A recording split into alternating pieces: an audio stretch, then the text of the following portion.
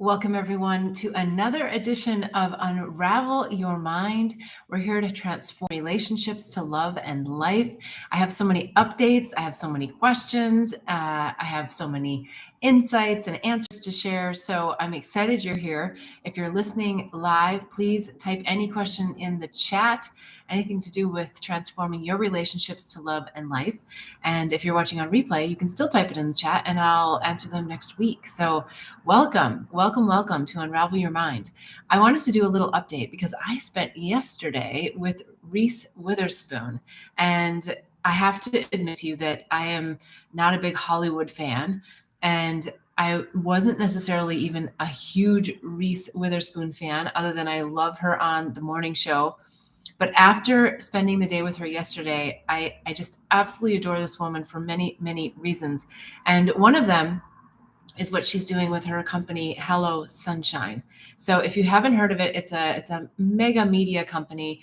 And if you haven't heard of her book club, Reese's book club, there are two major ways that she is helping to support women get their stories out there in the world. So it was an amazing day. I got lots of props. I got a little journal. You can't really see it, but it says Hello Sunshine. And the whole event was called Shine Away. So it was super, super fun, filled with thousands of people that all had, I think, a very similar intention to really bring their stories forward, to bring their light, their love to humanity. So it was wonderful. And I think, the other thing that I want to say about Reese is that you see an actress, acting right on the big screen, and you know that they're acting, and so you're never really quite sure exactly how they are live and in person. And speaking to large groups of people, I'm sure, is no problem for Reese, but it's not necessarily her job, right? That's not what she does every day. So when I heard her speak and when I heard her really share how she feels, it made an impact on me, and it really shifted me to understand like where her heart really lies in this. So she had an incredible panel, actually, of people. She had right up front, she had Jennifer Garner, and I'm trying to see. I feel terrible. I don't know this other person very well either. See, that's now you know that I really don't know Hollywood. And Mindy Kaling, I know she's super famous. I just don't know her beyond meeting her yesterday. And they had an amazing session where they all talked about shining away your light, right? Shining away your love, just shine away, like really step into who you are, what you're here to do. And so I so appreciate what all of them are doing. And there was just a whole beautiful agenda, lots of good stuff, lots of influencers, lots of people that I'm going to start following. Like, as much as I put stuff out on social media, I found some people that I want to actually follow, because I don't really follow a lot of people. So I will, I can put their information in the show notes too. Just if you're interested, let me know, and then I'll do that. All right, so let's get started with the show, because so many questions today, and they're good ones. They're always so juicy, and they're always so genuine and real. So let's get into this. Do you think your passion and purpose are always aligned? Do they need to be? And I think this is a great question, because there's kind of different ways I'm gonna answer it. I think that whenever you're passionate about something, it doesn't have to become like your whole purpose in life, right? Like, I might be passionate about painting, but it doesn't mean that I have to be a painter. So that's not necessarily always linked. But your purpose, if you're living your purpose, you have to be passionate about it, right? Otherwise, it's not really in the flow of your purpose. And that's how you know. Because when you're living your purpose, no matter what comes your way, the stumbles, the pitfalls, the naysayers, you just keep persevering because you are so passionate about this. So for me, being an awakening agent, sort of disguised as an author, entrepreneur, and an advisor, I know I'm here to help the planet awaken. I know that I'm here simply to heal myself back to the wholeness, to remember myself in oneness with everyone and everything, so that I can raise my vibration, so that I can shine my light brightly. And so I do that with deep passion. even at times when things don't make sense. Because, and I don't mean that they don't make sense, but I mean they don't make sense to everybody else, right? It's like you feel like the unicorn, keeping going on your passion and your purpose, because they're so joined and so together. So yes, if you're living your purpose, you better be passionate about it, but you don't have to always make all of your passions your purpose in life. So, but when they're combined together, it's a super powerful thing. So I would love to hear what your passion and purpose is in life, and if you feel like yours are aligned. And if not, maybe there's a place for you to really dig into there and see, maybe something that is a real passion of mine needs to be my purpose. Maybe I'm not living my purpose. Maybe I don't know what my purpose is yet. And sometimes when we dig deeper into our passions, we realize, there's a way that I can really do this as my purpose. So just a little nudge there from spirit to say, dig into that. And are we all on purpose? Because when we're on purpose, we shine away out into the world, right? So that was a great reminder also from yesterday. Okay, next question. I've had waves of emotion that could be classified as depression. At times, I don't know how to get out of them and wait for them to pass. Is there any advice to move through them more quickly? Well, sometimes quickly is not the goal. Sometimes feeling the emotion is. So I really feel it's important when you feel those waves, and I know exactly what you're talking about. I get them as well. I think there's so much happening right now with humanity and the underbelly coming up, and all of our thought constructs and the societal thought constructs that are surrounding us. So I think we need to feel the emotions, feel them. But then there's a place and a time when we need to stop wallowing in them, right? We talk about this, I feel like almost every episode, that there's an element of this, because it's mind monitoring. It's mind, I don't even like the word controlling. It's mind monitoring, so that hey, I am listening to my mind and it is taking me down a rabbit hole. Or you say, no, I'm listening to my heart. I'm grounded. And to get grounded, that means journaling. That means meditation. That means yoga. That means like inside body activities. That doesn't mean let's go out there and do more and be in the social circle. I mean, you can, but that's not what it means when you want to be reflective and feel your feelings. Going out and doing something else is just a distractor. So we don't want to pile on. We want to get to the core emotion, feel it, release it, understand it, and then let it go, right? That is the key, to let it go. And that's the mind monitoring that we're all asked to do, especially now, so that when we get to that rabbit hole, we have a choice whether we're going to jump in it and go down the spiral, or whether we're going to stay out of it and just look at it from a higher state of consciousness, a higher level of vibration. Oh, there's the trigger. Oh, that's why I'm feeling this way. Let's shift that. Right? So you're at the core of what the issue is, not trying to cover it up. Really, really important distinction. Okay, next question. And if there's anything more that this person would like to know on that, please put it in the chat and I'm happy to answer it. Okay, question number 3. I feel guilty spending money for luxury for myself, such as haircut, nails, taxi, etc. I am more generous, especially with money for education and fitness and experiences. But there are certain things which are also nice, and often I feel hesitant to go for those options. I want to be more kind to myself, but don't know how. Do you have any thoughts? Yes, I have thoughts on that. I think, this person sounds very conscientious about money. And so I think that that's a good thing. I think that we should not overspend. If we don't have the money, don't spend it. But I also know that there's a consciousness that follows our real frugalness, right? Because sometimes I can be super frugal. And I know that energy has helped me to sustain myself through really tough times of finances and being an entrepreneur. But then there's times when, splurging on those things, as long as I have the money and I'm not putting myself in further debt, spending the money on those things is helpful. It's helpful to abundance. It's helpful to gratitude. It's helpful to self-care. It's helpful. So, having your nails done, hey, if you're really going to, be deciding between a meal and you're having your nails done, well, choose the meal, right? Because your body needs the meal more than it needs the nails. But if you have the money and it's just feeling like, oh, but I just don't want to run out of money, or I just am not sure if it's the right spend of my money, then maybe there's an opportunity to just say, you know what, I'm going to do my own spa day and make doing your own nails a self-love, a self-care time, right? It's not like, oh, I have to do my own nails because I don't want to pay for it at a salon. Like maybe even, I know this might sound crazy, but maybe you get a friend and you say, hey, do you want to do like a mutual spa day? And you both are doing it together. And there's nothing wrong with giving each other a little foot reflexology or a little foot massage. Or maybe you go down to the beach or you go to the park and you find a rock and you do your own little foot reflexology, right? So it can be lots of different things that you can still have a very similar experience. I certainly recognize having someone else do your nails is a bit more of a luxury experience. And so I am by no means saying don't do that. I'm just saying that if you're really vacillating between food and nails, of course, choose food, but don't deprive yourself of like these small little things, because sometimes the small little things can just make a difference.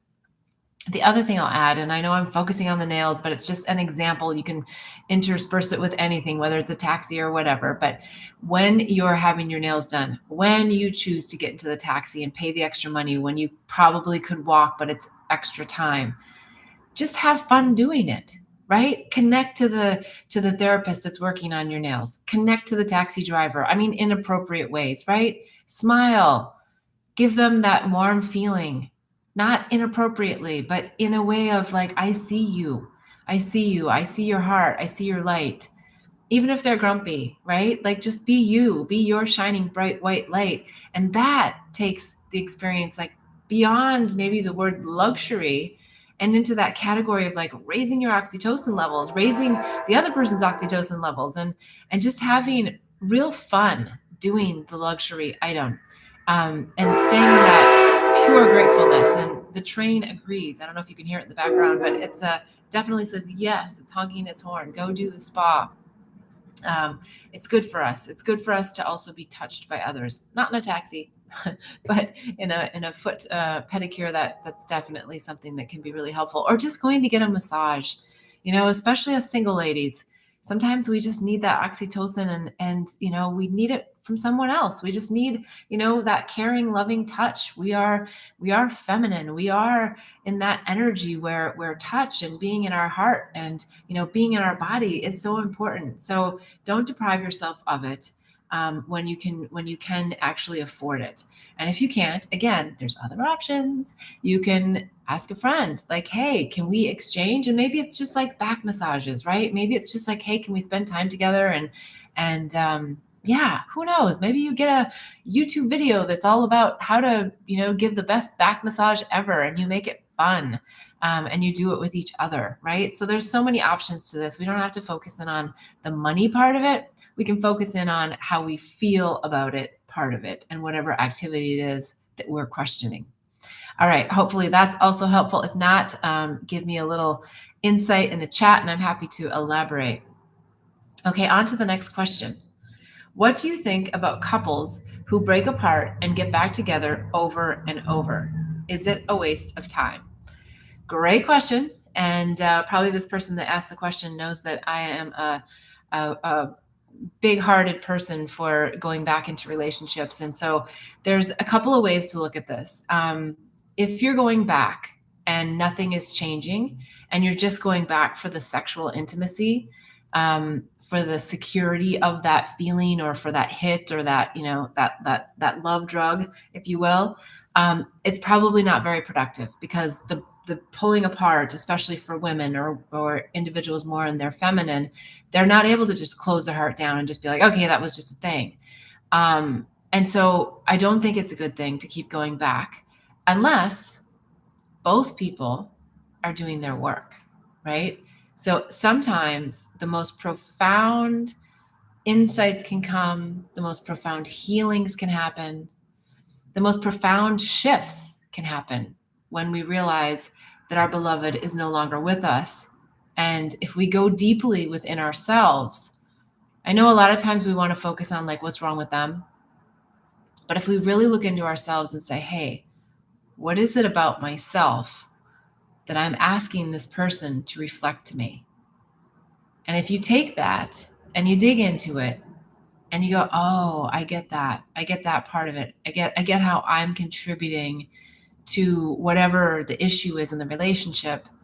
Then I think it's fine to go back, because then you're just sort of, I don't really like the word testing, but you are kind of testing yourself. You're like, let me see if I can go back in and not be triggered, knowing that this person touches this wound, or, is not aligned with me in this particular area, and see how you can do.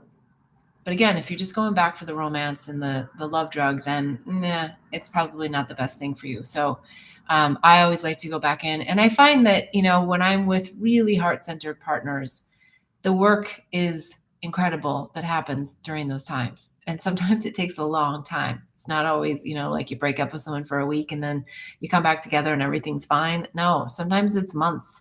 Sometimes it's, it can be years.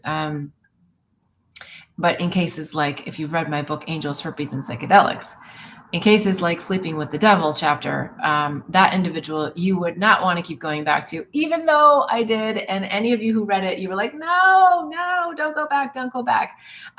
But those were still lessons that I needed to learn. And, for whatever reason, I had called in the devil to do it. And there were so many juicy things that came of that. Not things that I would like to repeat, and not things that I would want to be reinitiated into, if you will. I think I learned my lessons there, and I think it made me a stronger person moving forward. But yeah, so you really want to know, like, where is the other person's heart? Is their heart in it? And it's just an issue of something that they're also healing, because we come together based on our wounds, right? And the sweet spot is when we get to that place of self-love and remembrance, our connection to source, that we can move into relationships with others who are in that same space as divine complements, right? Where we're energetically navigating on this earth plane on a similar vibration. And sometimes there is a disparity between the two. And sometimes we need to honor that disparity, because sometimes that person's not going to come to your exact vibration level. And I don't believe that they need to. It's helpful if you're closer in your vibration level, absolutely, because then one person isn't pulling the other person along. So lots of ways that we could dissect that particular question, but I think it depends upon the details of you, depends upon the details of your partner, and if you're in your head or you're in your heart. All right, let's go on to the next question. I know I feel like I am aware of and have overcome my childhood wounds. I still find them flaring up and holding me back. Disappointment and love, and disappointment / interesting and business relationships. How can I overcome this once and for all? All right, I think there was a little glitch there, but I get the point of the question. And the question is, about childhood wounds. And I think first and foremost, just love your inner child and accept the wounds that you have. I think we spend a lot of time trying to heal these wounds, and there's nothing wrong with that. That's great. But it's always about the remembrance of our perfection and our wholeness. And the childhood wounds are only there for that duality experience that we called in this lifetime for our growth. And that child always, that inner child in all of us, always just wants to be seen, heard, and loved. It is so simple. And so if we weren't seen, heard, and loved as a child for whatever reason, family issues, friends, whatever it is, in those early formative stages of our life, up until about 7 years old, our whole life is going to be playing out aspects of all of those childhood wounds, right? Until we get all the lessons. So we're going to keep bringing them back in. And I say, love those wounds, love that inner child, love, just really love your inner child and everything that you feel is coming through from childhood, right? Because that is the journey. And that's like, I kind of look back at this and I say, all right, you're in heaven. Like, You're in oneness, you're in wholeness, you're a part of source, you're up there, just a glowing ball of light, right? The movie, I think it's called Soul. I think it's on the Disney Channel, maybe. The jazz musician guy. It's such a great. They do such a great job of like explaining in a nice cartoony way. So you're part of everything. You're part of source. You're part of God, and you're like ready to come down onto planet Earth, and you're like waiting. You're like, I want to come in. I want to come in. You choose your parents. You choose the timing. You choose every aspect about coming down here to planet Earth. And it's like you jump through the, through the veil, through the hole, through whatever you want to call it, and you boom, you're here.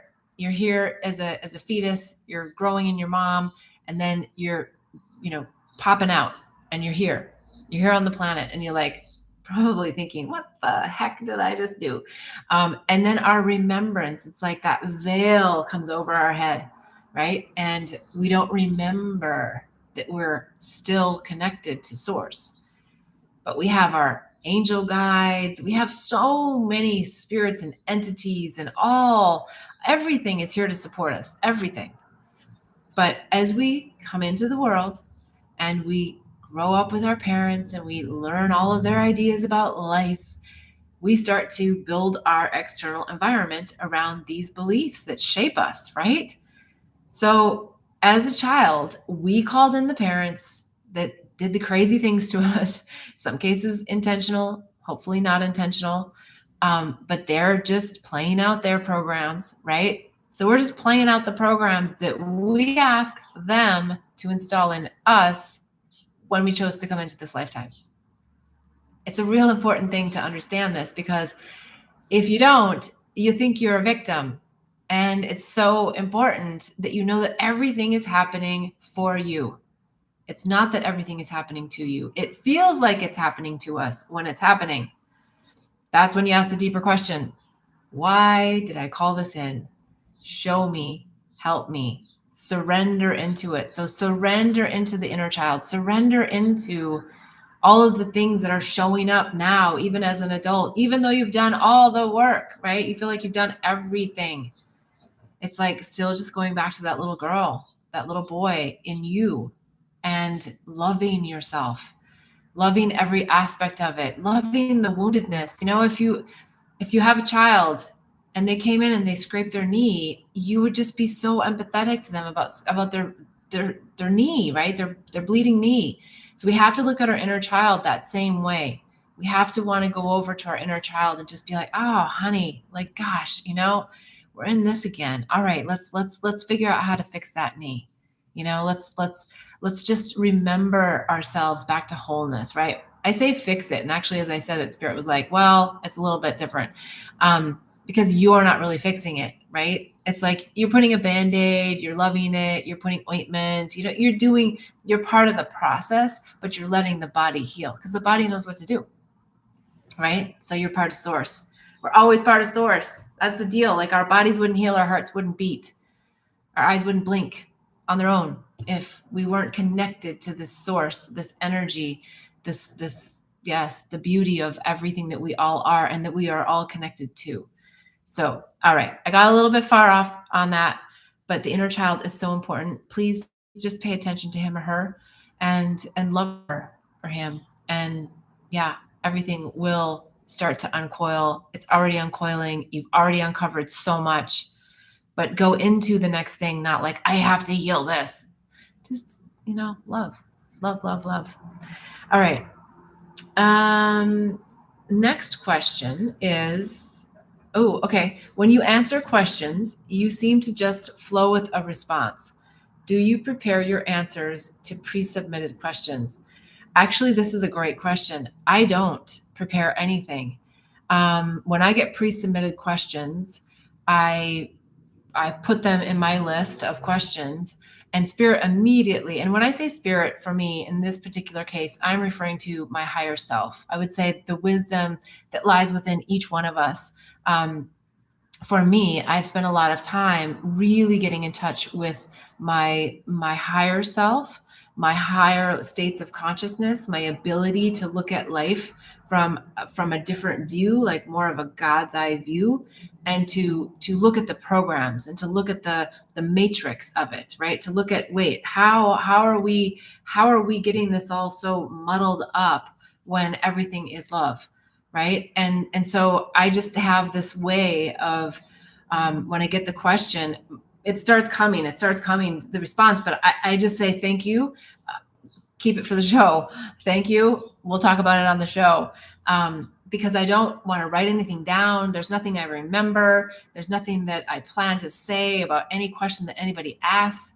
I just speak from the depths of my heart and from my soul and from my higher self. And so that's really the journey for all of us, is to just keep taking the layers off so that we can get to that connection. And as you know, I've talked about it so many times, just it's like the North Star, right? It's the North Star of oneness and shining our light brightly and really being in our own embodiment of that oneness so that we can then share it with others. And so I just utilize that. I just really ask for guidance and support from my higher self and from your guides.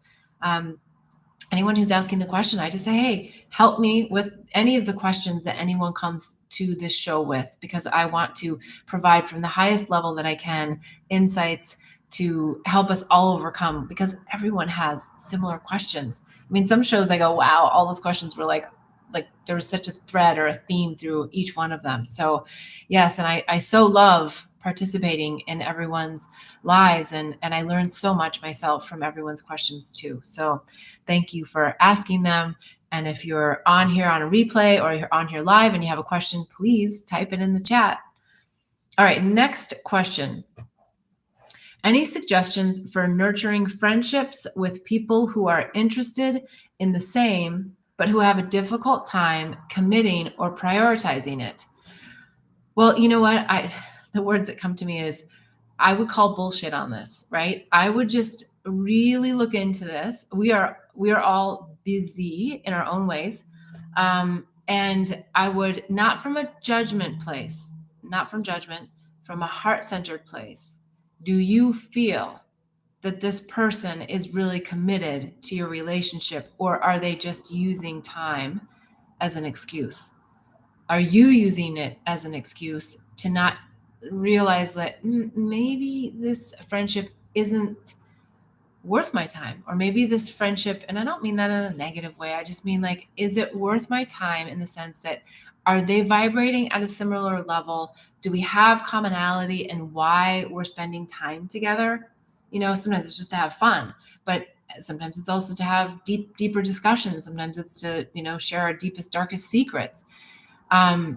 Feel into, like, where is that friend on that spectrum? Do they not have good time management skills with their entire life? Sometimes that helps to determine, is it personal? Or is it just them? But we know how this goes. I mean, think back, like, if I don't know what your age is, but when you were first dating someone, right? You make time. Why? Because the intrinsic desire is, I want to get to know this person. I want to spend time with this person. And so I'm not saying that all of our friends need to be held to that same standard, but I'm saying when the desire is there, we find time. So I don't know. I just kind of get this nudge that maybe there's just a little bit of a misalignment. It doesn't mean you can't be friends with them or whatever, but I would also just mirror. Here's another good thing that's coming. Mirror how they communicate with you. Shine your light, be in truth. But if you're the one always asking, can we get together? Can we get together? Can we get together? And they're not, or they're saying yes, and then they're not committing, back off. Just back off and just see, are they going to come to me? Because you want that give and take, right? It's all always about giving and receiving. So just really feel into this one. Feel into this about everyone. And I know sometimes it's hard to move away from people, and especially when we want to spend time with them and they don't want to spend time with us, or they're not making the time.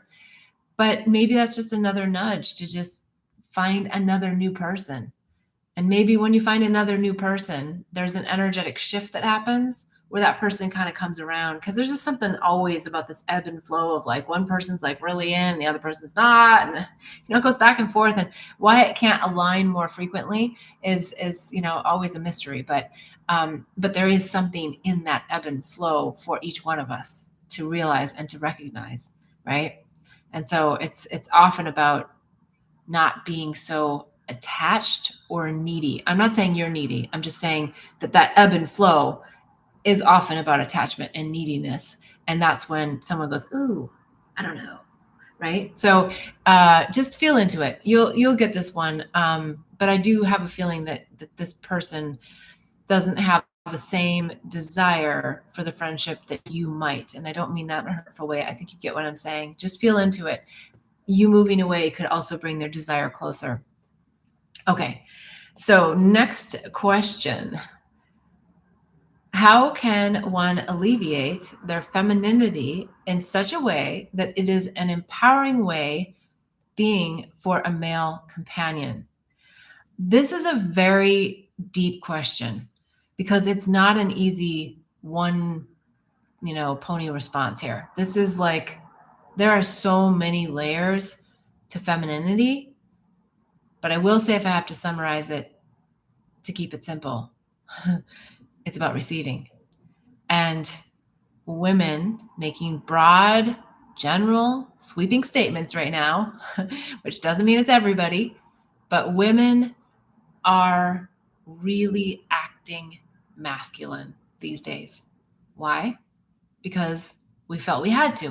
We had to get ahead or even just to be seen in corporate, right? To get ahead in corporate for some people. We had to kind of come with more masculine in us, so we thought. My challenge is always going to be, is that real? Because the power of the feminine in its true sense is mic dropping. I don't even know why I'm saying that, but it is. It's when we show up, not in the sexuality part of it, when we show up in our heart center and in our true feminine, and we're able to receive and we're able to give, right? And we're in that incredible flow. And yet we know when to flex the masculine. Doesn't mean you're like, oh, I'm damsel in distress. No, you're not always that. No, that doesn't mean feminine. But there is an element of allowing the masculine to come in and to help us out, right? But the masculine right now is just as messed up as the feminine. The masculine don't even know how to be men anymore. Like, should I hold the door? Should I not hold the door? Should I come around to the side of the car or not? It's like some women find that repulsive. Some, what, you think I can't get out of the car myself? I can't open the door. It's gotten really kind of crazy. So we have to get beyond the ideas about these things, the storylines, the narratives around what opening a door means. It doesn't mean a power play. It doesn't mean chivalry exactly. It means, nice. Guy's coming to open my door. It's nice. Somebody's offering to pay. Being in the receiving is the most important thing about this femininity. Being soft, right? We come at life. I mean, I have been there and I'm still there on days. I've worked so hard on my feminine, because coming out of divorce many, many, many years ago, having to live my life alone, working a corporate job, getting in there and wanting to do a good job, wanting to be competitive in a good way, built a lot of skill sets that weren't really helping me out in the romantic front, because I was taking care of myself and I didn't need a man. There's no man out there that wants to be with a woman that doesn't need a man. Like, why? That's like, we got to get back to that balance. We got to get back to that beautiful way of just being in harmony with one another, where we're not using power and influence and sexuality and, sensuality. Yeah, I would say sensuality, because sensuality comes from the heart. Sensuality comes from how we move our bodies. It comes from how we flow. It comes from how we respond. It comes with how we approach someone, right? Like all of those things. Be aware. Okay, so the question, how can one elevate? How can one elevate femininity in such a way that it is an empowering way for a male companion? Be soft. Be in your heart. Be vulnerable, appropriately vulnerable. Ask about them. Pump them up. Yeah, pump them up, and not full of shit. Pump them up like, hey, you recognize something about them, whatever it is. Hey, I really like that about you. Oh, wow, you just shared that story and you're so in your heart. Oh, wow, that's really great. Right? That kind of stuff, the genuine kind of stuff, the cheerleader kind of stuff, but not from pom poms and like rah rah. No, from a like, hey, I see you. I see you and you're masculine over there. I see you doing your thing. Hey, thanks. I like it. I like that you put your hand on my back. I like it. Tell them they need it just as much as we do. We all just want that feeling of knowingness that we're being seen and that someone cares for us, right? And that we're caring for them. Let's not get so overly complicated about this, but we do have to just peel back the layers, whether you're a male or a female listening to this. Figure out if you're a man, figure out how to get more in your feminine, which means, geez, you got to talk about how you feel, which isn't always just the feminine, but it is about being in your heart. It is about receiving. So as a man, when's it appropriate for you to receive? Maybe you giving is stopping you from being in a relationship with someone because you really need to be receiving and not see that as a threat to your power. So, it's always about perspective, isn't it? It's always about just opening and expanding our lens of perception. And so much more comes when we do. All right, let's go to the next question. I'm always happy to hear in the comments. Let me know. I know, especially in the live here, there's thoughts that come through, and I just love to hear. Even if you disagree with me or you just want to add something, I'm always happy to hear. Okay. Hold on.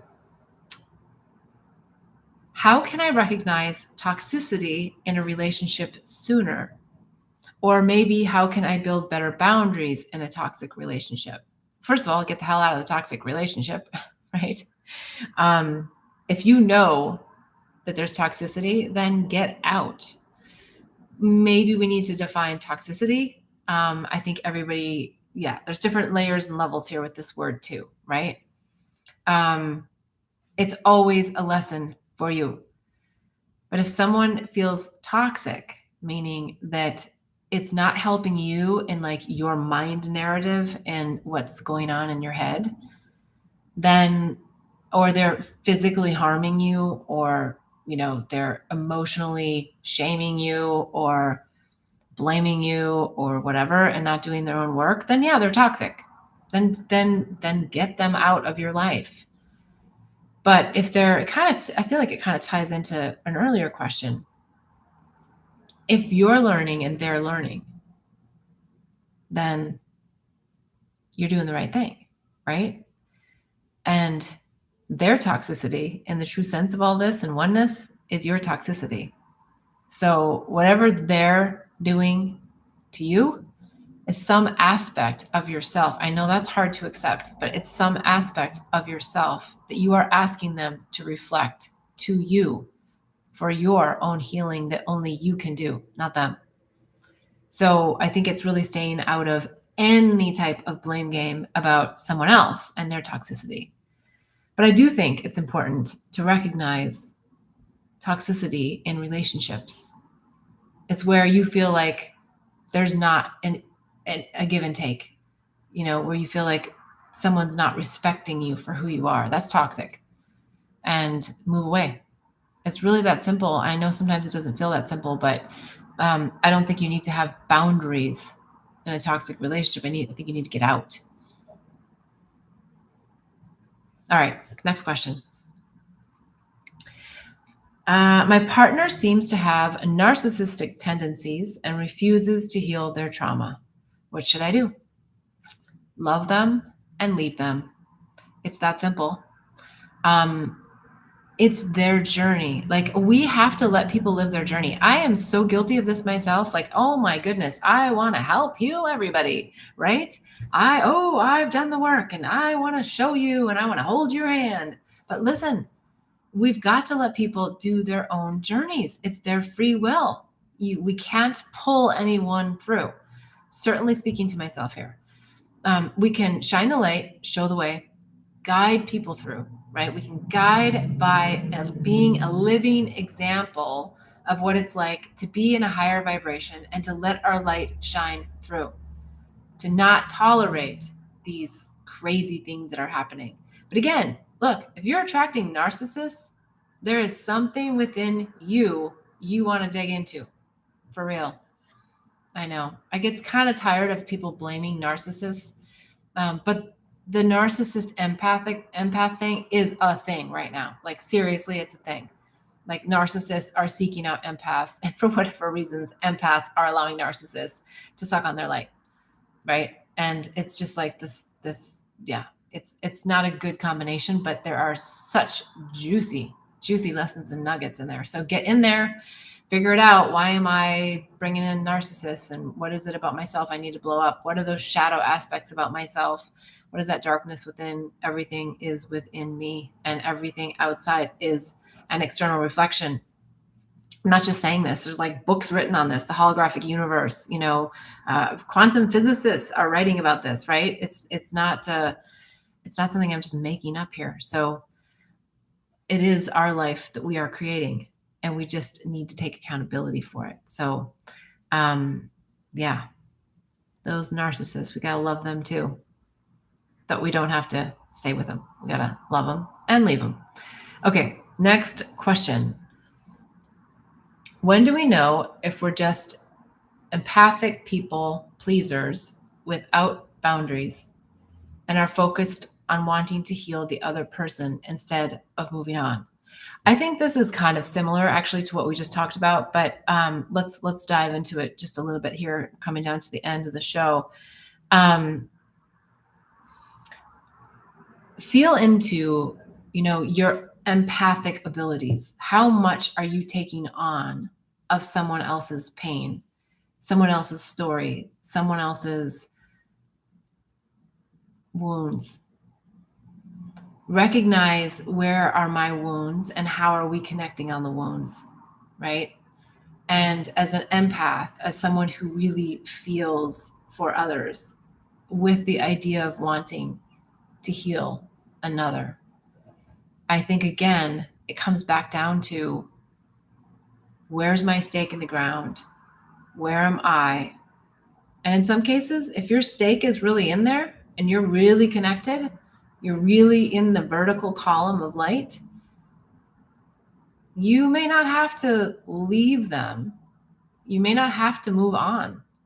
You may just hold the vertical column of light for your own practice, for your own beingness, to really just feel into, am I capable of this? I mean, of course you're capable of it, but like, am I able to show myself that this, I can hold this state of higher vibration, of a vertical column, and still have this person in my life? Or is it sucking me? Is it really pulling on me to a place where I can't maintain myself?